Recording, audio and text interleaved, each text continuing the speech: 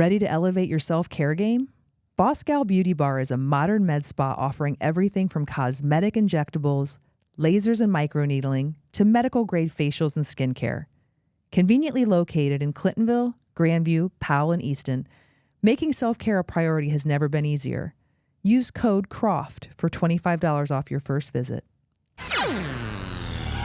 Welcome to the Carrie Croft Show. Well, thank you for having me. This is super cool.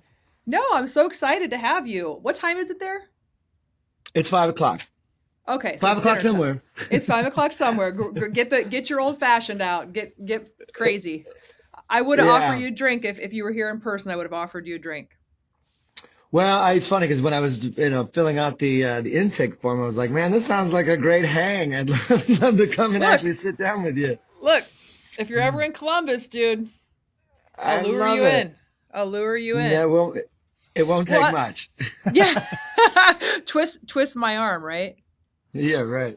Well, I'm really glad the universe brought us together, Tony, in the form of Kristen. Likewise.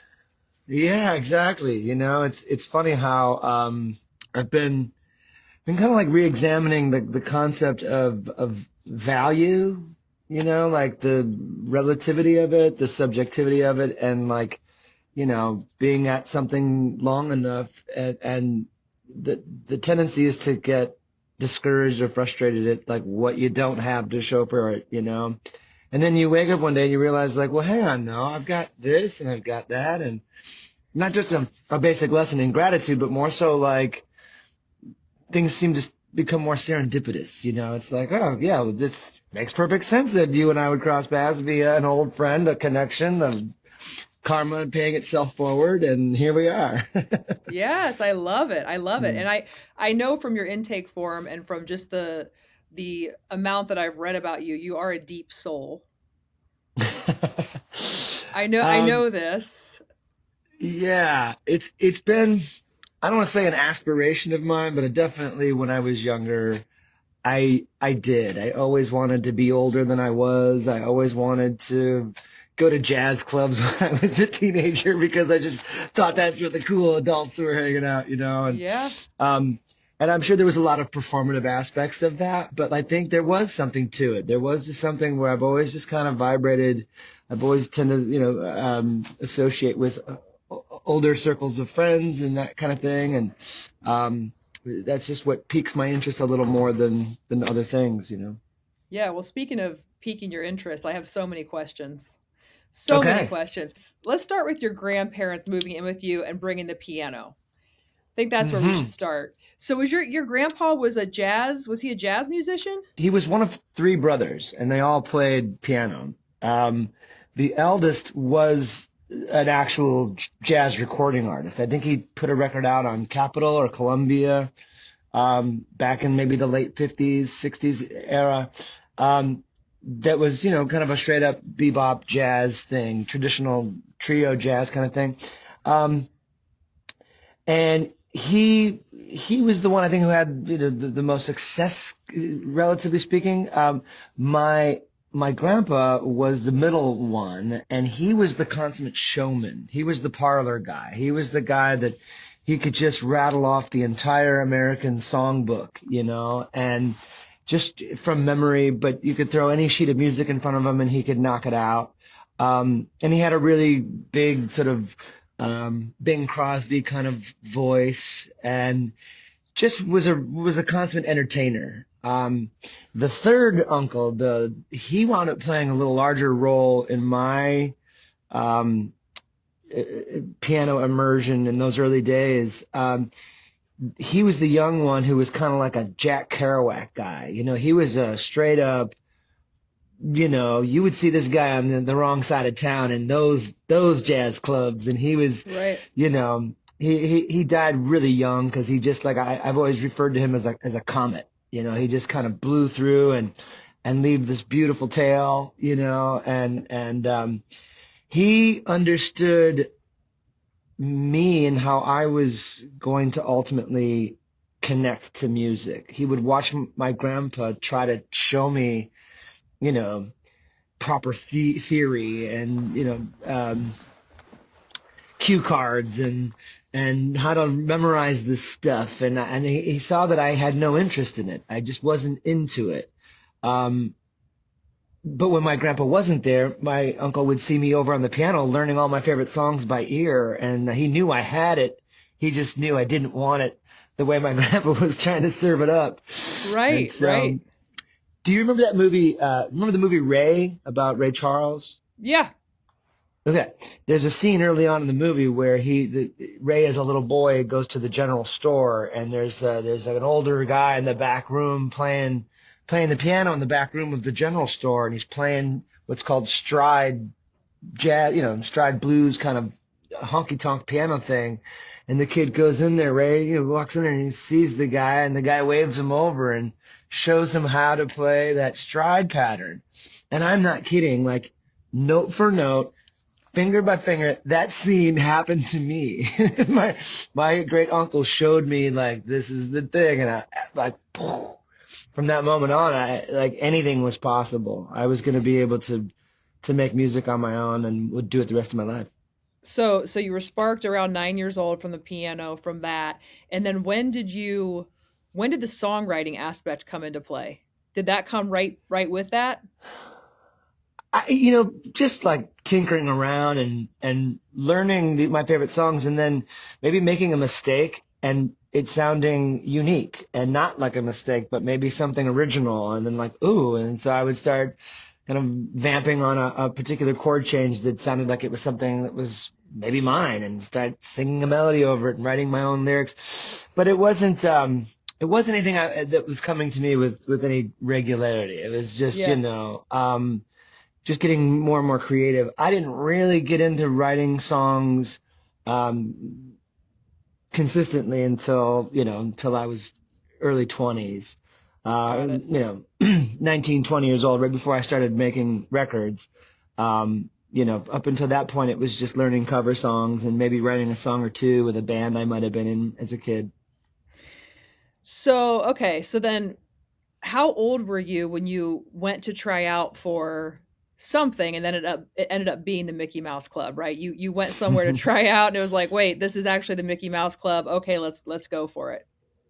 Yeah, I was 14, soon to be 15. So, and I had gotten a call about a possible audition for the movie Newsies, which it was a musical that had quite a few famous celebrities in it as well. But they weren't looking for me. I wasn't what they were looking for. And they said, well, you might be here for the Mickey Mouse Club auditions. And I was like, no, I'm not.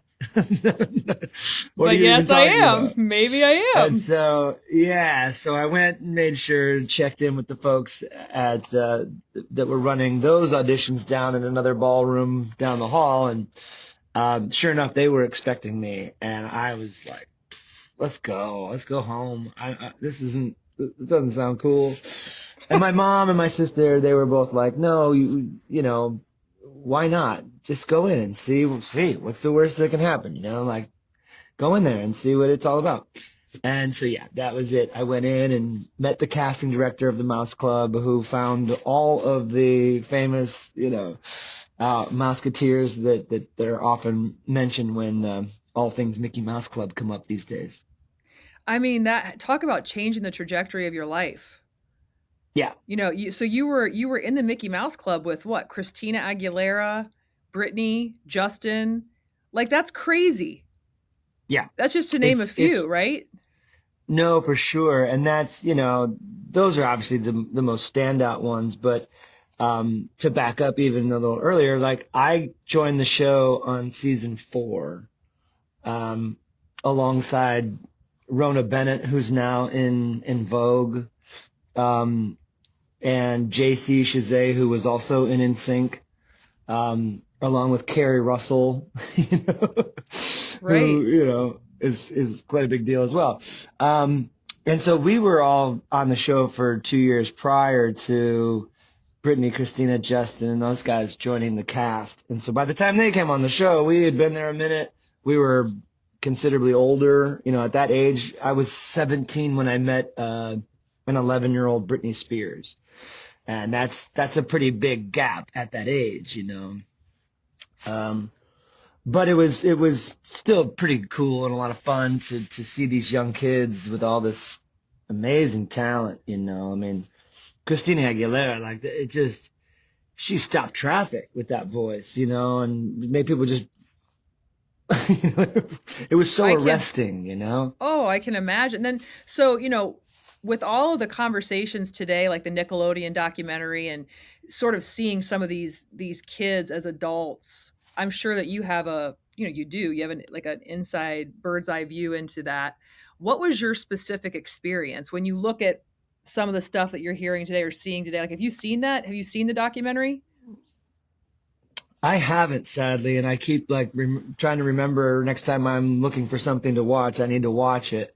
Um, though I may have like a subconscious aversion to it because it may be a little too close to home. But I, I think that's an important story. From what I've heard about it, that yeah. I will say that I had a truly unique experience on that show. I came in at an age within the cast that put me sort of at the top end of the big kids list. And, you know, I was sort of easily typecast as the quarterback kid who got the girl and all that kind of stuff. And so it was very, you know, easy street for me. And I jumped head first into it. You know, I was like, I really enjoyed kind of, again, being one of the older kids, one of the bigger kids, and just, at the same time, like understanding the value in being a role model and being one of the leaders, you know, Yeah. that wasn't lost on me either. Um, but you know, I was on for 4 years, which is a good long chunk, and whenever there was like, you know, bonus work on within the show. Like they did a couple different serialized TV shows within the show, which is always kind of part of the Mouse Club motif, even going back to the 50s. There was, you know, every couple of days they'd cut to an installment of another show that was filmed somewhere entirely different, usually with a different cast and all that kind of stuff. But they got hip to the idea that like, hey, we have these kids under contract for, you know, 12 months at a time. Let's put them to work. Let's make use of this. They'd rather be working than back at their high schools, at their hometowns, you know, and Yeah. Yeah. for sure. So yeah, I got cast and all that stuff, and really had a unique run on the show. Um, but I do know that you know the timing wasn't as enjoyable for some of the kids, you know, in that like. I was coming into the backside of adolescence, 15, 16, you know, and some of the younger kids at 11, 12, 13 were really just like, you know, kids and being held to the same standard that I was and in some ways more because it was a demanding schedule. It was grueling. And yes, we were all workhorses. We all really loved to work hard. Um, you know, I don't think anyone was as proficient and good and dedicated in the dance trailer than Britney Spears. You know, she was like watching that little girl go was inspiring. Even to me at 17, I was just like, this girl is fierce. Like, wow, Yeah. you know? Um, and other than that, I mean, like the gig itself was like just one big game of make believe and dress up, and we were always, you know, going to wardrobe fittings and putting on costumes and trying to out ham each other, you know, and there was a wonderful sense of competition that was just, you know, gentle um but everybody was driven to be good and do great things. Yeah. I think back to the part of your question though, with regards to that other documentary, I will say that the Disney thing, though there was, you know, there are things behind the scenes of any institution or company like that that might raise eyebrows or be like, what? For the most part, Disney has a pretty serious reputation to uphold. And as far as like any nefarious or tawdry or suspect activities or involvement with, adults and cast, um, there really wasn't a whole lot of any of that. Riffraff. No riffraff. Yeah, I think a part of what might have contributed to them pulling the plug on the show, in addition to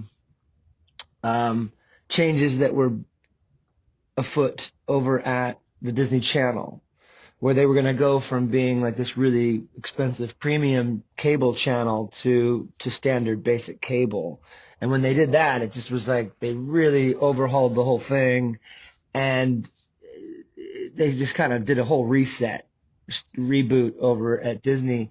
So I think ultimately that's what caused it. But I think part of it was also like we were 18. One of us, I think it was even 19 when the show got canceled, and we were older and adults, legally adults, Yeah. and there was only so much containing they could do, with the fraternizing with the staff and the kids. We weren't kids anymore. It was Right. like we want to do adult shit. You're ready to party. You're ready to party. Yeah.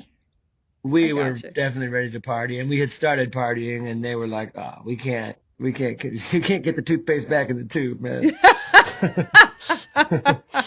That's great. Now, do you have these people on speed dial still, or do you guys stay in touch, or like is you just kind of lose track of each other, and then that's just how it goes? I don't know about speed dial, but yeah, some of us have maintained very close ties. And a lot of us, we dreamed when we were leaving the show, kind of when we were younger, that one day we would all just like pursue our various paths and then come back together and take over, just take the industry by storm and work together and collaborate on things and always kind of thrust each other forward. And to a degree, that's happening. In fact, a few of us started this thing called Always in the Club, which was based on the idea that once a Mouseketeer, always a Mouseketeer, and that you're kind of in that institution for life, regardless of how long you were on the show. It's an honor, in its own right, to have been a Mouseketeer. So they started this thing called Always in the Club, which was sort of a way to kind of interface with fans, keep fans organized in terms of like what the official word is from us and any sort of reunion efforts that we might be making, that we wanted to put a credible face to that. And we started to put these really cool reunion events together over the last handful of years. And though there's probably limited appetite for that, how many times it's like a high school reunion. How many times do you go back to your high school reunion before it's like, okay, yeah, we're good. I'm good. Right. But what we have learned along the way is that we love getting together. We love working together. We love creating and collaborating together. But we also have all ventured into mentorships and public speaking and entrepreneurship and personal growth and development, and people have written books and now they're adjunct professors at arts colleges and things. So we all have like this really unique acumen that if we were to sort of put those efforts together, we might be able to really take this whole former Mickey Mouse Club institution thing to a modern level. And so we started a nonprofit, a 501c3. Always in the Club is finally its own 501c3. And now we're starting mentorship programs and experiential learning retreats to Disney with kids from underserved communities and providing grants. And we just have a ton of really cool ideas of how to take what we're genuinely interested in right now and paying it forward to the next generation of creatives and entrepreneurs and we're all pretty excited. It's all really in the early stages, but we just announced, I think, last week, and we're taking submissions now for trips later in the year for some of these kids to go down, and we'll go with them and we'll show them behind the scenes and teach them all of these industry things and secrets, and show them how the magic is made, so Well, to that's speak. great. You heard it So here yeah. first on the Carrie Croft Show. You heard it here first. Hey. Start your journey to parenthood with reproductive gynecology and infertility in Ohio. RGI offers IVF, surrogacy, genetic testing, and more, accepting all insurances and offering flexible payment plans. Your dream of parenthood begins with RGI's immediate, affordable care. Book now at rgiohio.com. So you leave the Mickey Mouse Club and you're into acting. When did the spark for the songwriting and I want to be a musician, like where was that intersection where you're like, okay, this is my calling, this is what I want to do? Yeah, that was always the original calling, and that's how I got onto the Mickey Mouse Club thing, was because I was a singer and performer. I could kind of dance, but I had never really done any acting, so I kind of picked up enough of those skills along the way to get by. But I was always the musician guy on the show. I think, the only one that ever played, a live instrument on the show, and I got to do that a handful of times, which is always really cool. But basically, yeah, I got out to LA because I had a head start with representation. I had a manager that was eager to work with me if I decided to come to LA after the show was canceled. And as soon as the show was canceled, I got in touch with him. I was like, I'm coming out there. And so I had a manager lined up, and a good one, like a decent, she had some real good talent on her roster. And she got me a commercial agent and a talent agent right away. And within the first year that I was out there, like, it kind of happened. I got in some pretty cool opportunities, got a few really cool national commercials. I got cast on the NBC Aaron Spelling show, and it was like, wow, this is exactly what I was going to do. But once that all kind of wore off and I was relegated back to just being an auditioning actor like the rest of, Hollywood, I realized that I wasn't cut out for it. And not that I couldn't have worked it and did more of the training and taking classes and joined different,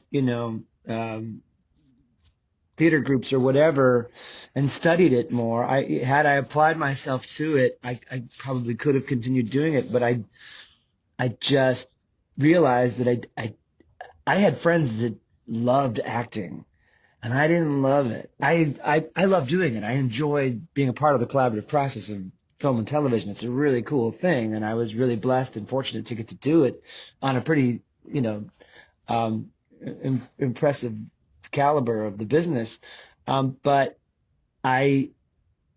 it wasn't my true love. I came home from an audition one day, and I was like feeling really discouraged about all the typecasting stuff and just like this lame sauce, running around town all the time, just driving myself crazy, trying to get a job, and getting feedback that was entirely subjective and really brutal, like, rejection. It's mostly rejection. And I felt very fragile, to use a more contemporary term. I was like, God damn, this sucks. But I came home one day from an audition, and I was, going through some stuff and things and coming off a big breakup, and I grabbed my guitar and I sat down on the edge of my bed and I just started playing something that I had never played before and put a few chords together and just started kind of singing the first thing that came to mind. And 45 minutes later, I had a song, like, that start to finish. And I had never done that before. And I just was like, that just happened. And I remember thinking, like, holy shit, I went from being entirely unfulfilled to redefining fulfillment in a single, couple hours. It was just really something. So that was it. I just started chasing that down the way I could, and probably should have been chasing down the acting thing. But that's when I realized, like, okay, yeah, no, I'm willing to shovel this shit over here. I just wasn't willing to shovel that shit over there. And so I've just been shoveling my preferred, pile of shit since. But Hey, as long as you're shoveling the right shit. It's right, true. It's true. How much of that song, Tony, was about the breakup? Like how it's much all of about the breakup. Okay, it was at the Carrie Russell breakup? Yes, it was. Yeah, It that was was probably it was the first Carrie Russell breakup. Oh, is there? Did you guys have multiple break? Do you know? As you know, my name is spelled the same way as Carrie's. I know, which I rarely see. Which is You're like, really oh, cool. damn it, the same name. No, that's yeah. Because you dated her for like what, 8 years? A long time. Basically, yeah. I mean, we started on Mouse Club dating, and then she had moved out a year prior. Her contract was a little different with Disney than the rest of ours because she had done a movie or something prior to, and so her contract was up a year prior to mine. She moved out to LA and started working right away. And then while I was still in Orlando doing the show, and we were flying back and forth, visiting each other as often as we could, doing the long distance thing. But then I finally moved out in '95. I moved out to LA, and we moved in together right away. And we, lived together for about a year and a half. And then we were cast together to be on this NBC show. And then it just like, we kind of ground to a halt and broke up, moved out, got our separate places. And then, yeah, like after a little while, I started writing songs and leaving them on her doorstep. I was shameless. Yeah, right. I mean, hey, when you're in love, you're in love. And it's those moments, those painful moments, whether it's a breakup or a loss or, some kind of tragedy that happens that crack you open to create something beautiful. And that's the gift.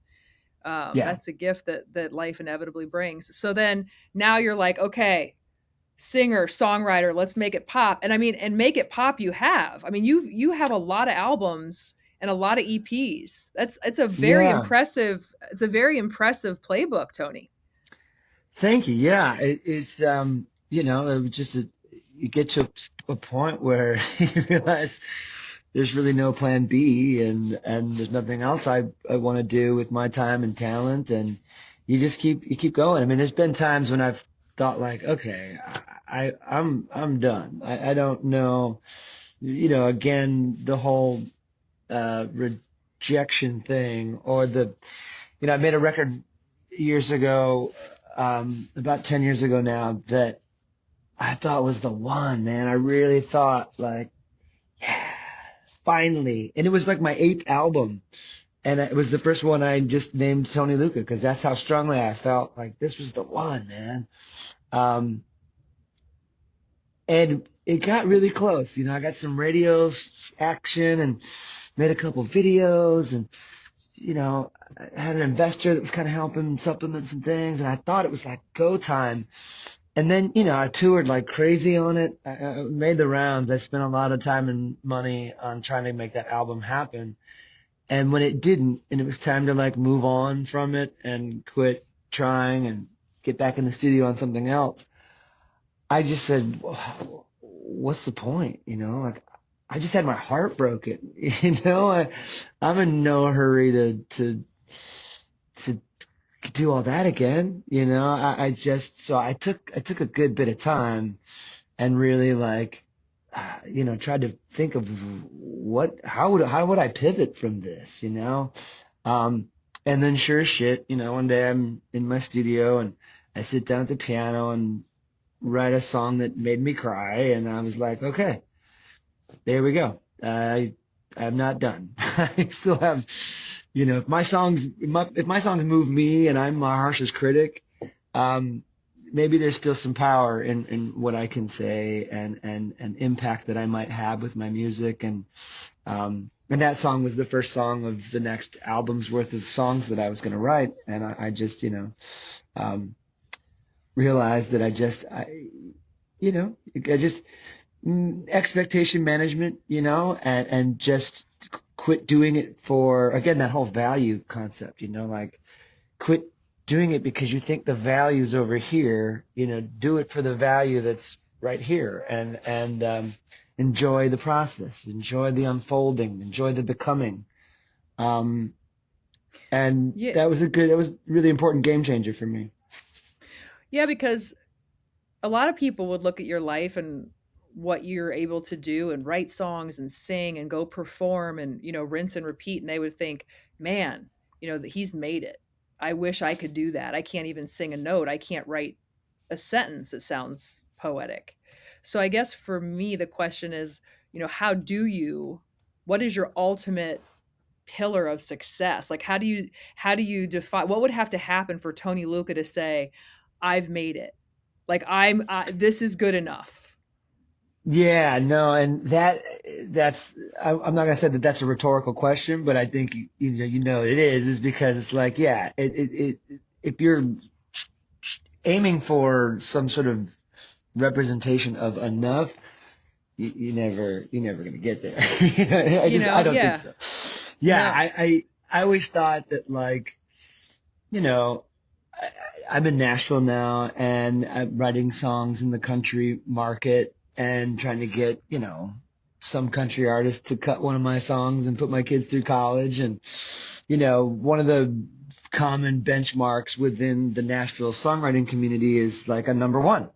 If you write a song that charts, top 40s, cool, top 10s, very impressive, but a number one is kind of like, I won't say that's where the bar is, but if you write a number one, you're part of a song that goes to number one, um, you kind of fall into a category they refer to as proven, and you're a proven commodity in town, and then it just kind of somehow the floodgates open, right? It's like success begets success, and you start getting paired with other number one writers and other number one artists, and now you're kind of the belle of the ball, and so it's easy to sort of look at something like that and be like, man, if I could just get a song cut, and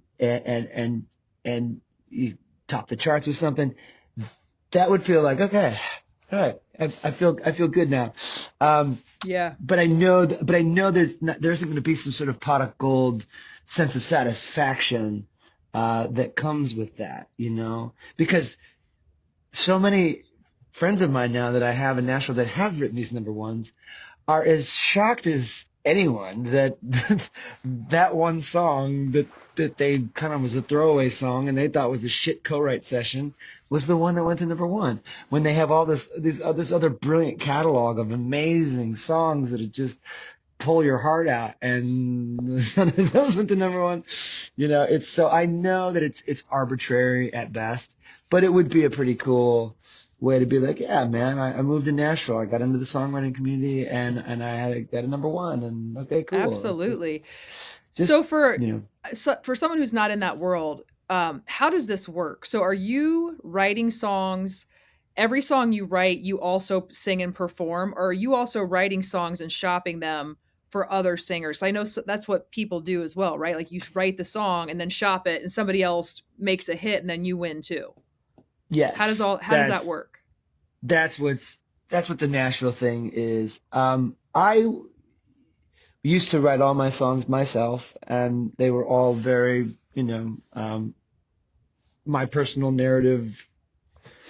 Um, and when you get to Nashville, you start co-writing, you start to pull from your experience, but like, not every song is going to be about you, unless I'm working on a new album and, hey, I want to write a bunch of songs about my home life and my wife and my kids and being a parent on the road. Like, if I want to create some sort of concept album, I can call a few other writers and be like, hey man, I've got these ideas and I think you can help me kind of tell this portion of my narrative very, very clearly, and let's work on that together.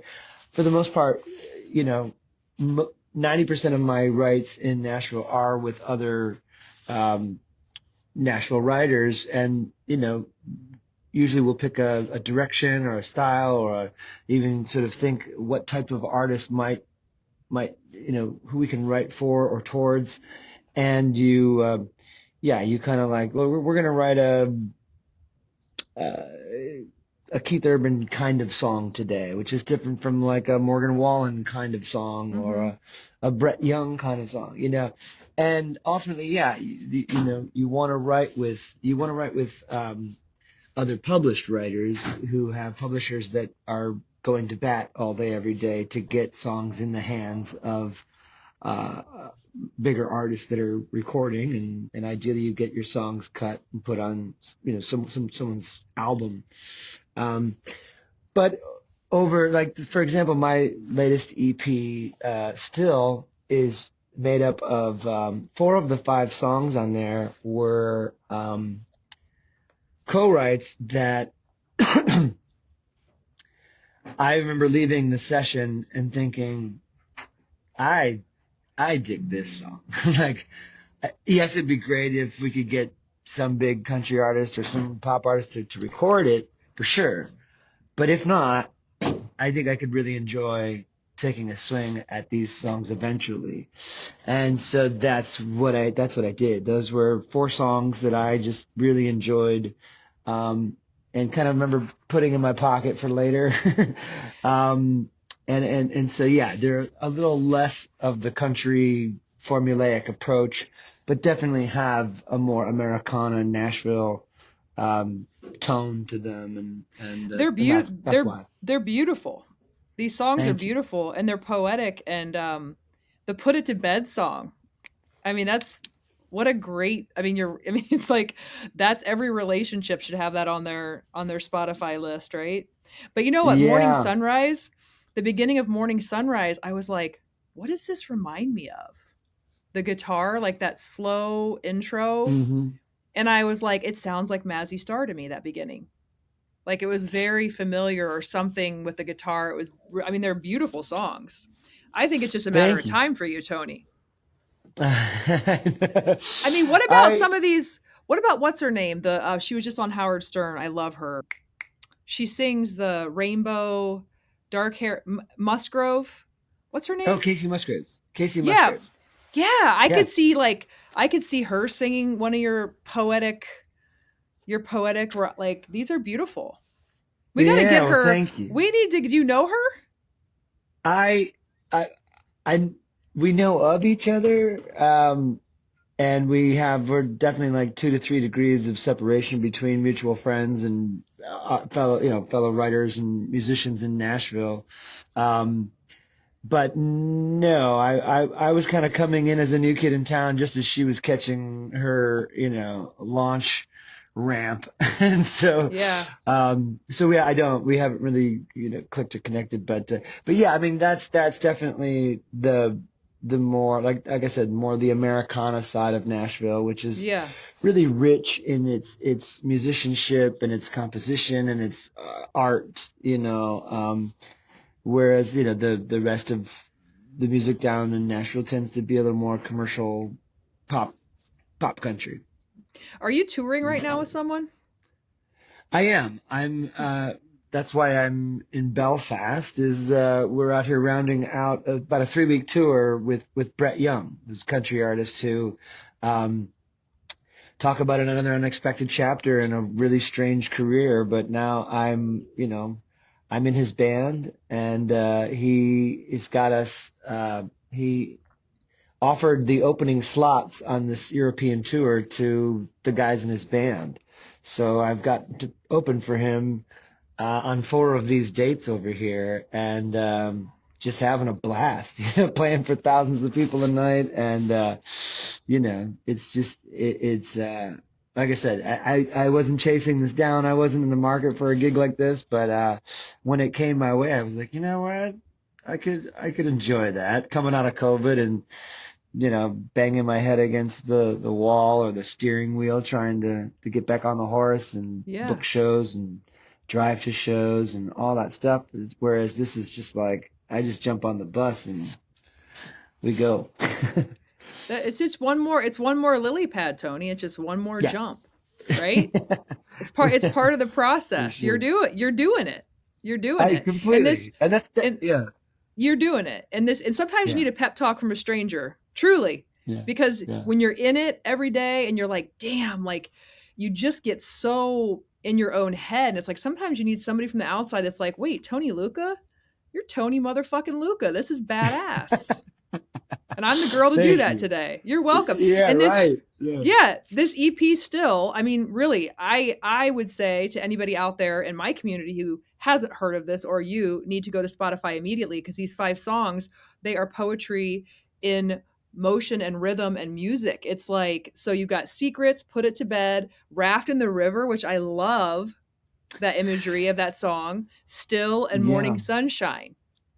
Yeah. It's the song Raft in the River is again, another interesting facet, getting back to this value thing, is, trying to get a publishing deal in Nashville so that I can get paid to write songs, and that whole thing is, it's a hustle. It really takes a lot of networking and diligence and showing up and being in town all the time, to ultimately get paid to write songs. Well, I started writing custom songs for people that basically, if a couple wants an original song for their first dance at their wedding, they can hire me to write that song, and then I'll record it, and then they can hire me to come play it at their wedding. And I've done this, for the last couple of years now. And again, just a total twist on the same sort of ambition, where technically I'm getting paid to write songs. Though it's Right. not happening the way that I kind of have been envisioning it happening. I'm still getting paid to write songs. And so, that Raft in the River was a custom song. During COVID, some friends of ours, they were celebrating, I think, their 15th wedding anniversary, maybe their 20th wedding anniversary. And as a gift to each other, they commissioned an album's worth of songs from their favorite artists during the pandemic, as a gift to the artists, because the artists were out of work and struggling, right? And as a gift to themselves, to have this perfectly curated album as an homage to their own marriage. They picked the artist they wanted to do it. They came up with, I think it was 10 artists, but that might be a little ambitious. It might have been more like 6 or 7.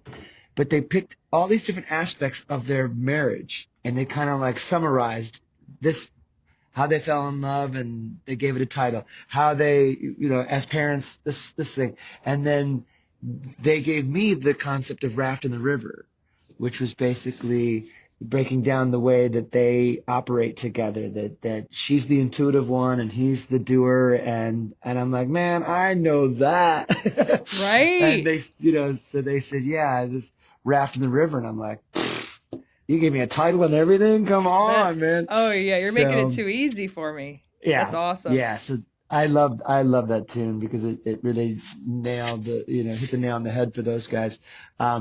And then Morning Sunrise, I may have mentioned, is the song that made all of my songs possible, in that it was the song that my dad wrote for my mom 51 years ago after they first met. And Really? it was one of the very first songs I ever learned when I was 9 years old on the guitar. And it's been living rent free in my head for 40 years. And so for their 50th wedding anniversary this year, I made a recording of it and gave it to them for their anniversary. And I'm like, man, check this out. It flipped him out. It totally flipped my dad out. My mom too, but just, like, what? How have you been hanging on to this song for so long? And then I was like on the fence about putting it on the EP, and I'm like, screw that. I'm totally putting this out. Like there's something so pure about it and so honest. And so it rounded out the EP and was the 5th song on there. But I love telling people that, yeah, it's the song that made all my songs possible. That's great, and it's beautiful. The whole all of it. Yeah. It's great. I'm going to continue to listen to it for sure. Thank you so much. I appreciate the flattery. I appreciate the pep talk and the the perspective on it all. Yeah. It's very very encouraging. So thank you. If people are interested in a custom song, they can go to my website, and they can hit me up at tony@tonylucca.com, and we can get that conversation started. And it's really been one of the more fulfilling little side hustles that I've encountered over the years. I might have you just write me a song about me. See Come what you on, can come let's up. go. See what you could come up with. An ode to me.